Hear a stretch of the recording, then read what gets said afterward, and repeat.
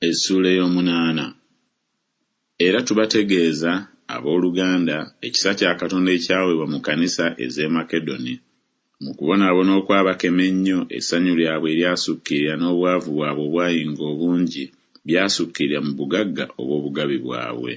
Kubanga ntegeeza bo baagaba bokka nga bwe baayinza era n'okusinga obuyinza bwabwe, nga batusaba n'okwegayirira okungi olw'ekisa ekyo n'okussa ekimu okwo mu kuweereza abatukuvu, so si nga bwe nali ndowooza, naye baasooka okwewaayo bokka eri Mukama waffe n'eri ffe mu kwagala kwa Katonda.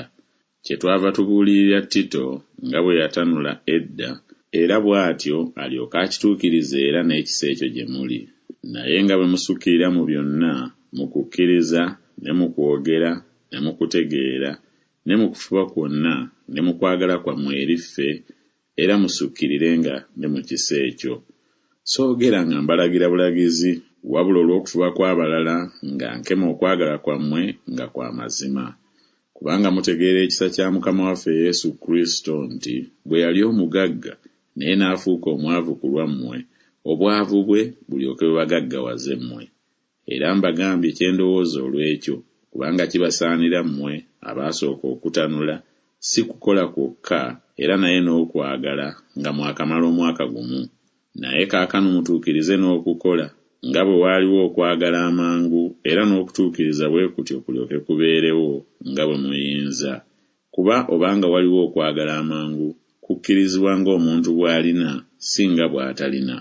Kubanga soogedde bwe ntyo abalala bawummuzibwe nammwe muteganyizibwe. Wabula olw'okwenkanankana, okusukkirira kwammwe kuweereze okwetaaga kwabwe kaakano mu biro bino, era n'okusukkirira kwabwe kulyoke kuweereze okwetaaga kwammwe. Okwenkanankana kubeerewo nga bwe kyawandiikibwa nti, eyakuŋŋaanyanga ennyingi teyasigazangawo, naye eyakuŋŋaanyanga akatono teyeetaaganga. Naye Katonda yeebazibwe eyassa mu mutima gwe Tito okufuba okwo ku lwammwe, kubanga okukkiriza akkirizza okubuulirira kwaffe, kubanga naye yennyini alina okufuba okungi asitula okugenda gye muli nga yeetuma.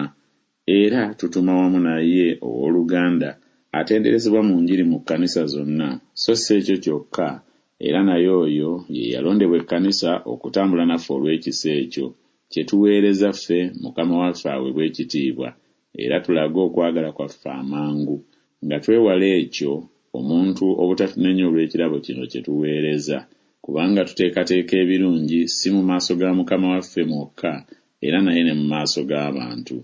Era tutuma wamu nabo muganda waffe gwe twakemanga emirundi emingi mu bigambo ebingi nga munyiikivu, naye kaakano munyiikivu nnyo okusingawo olw'okwesiga okungi kw'alina eri mmwe.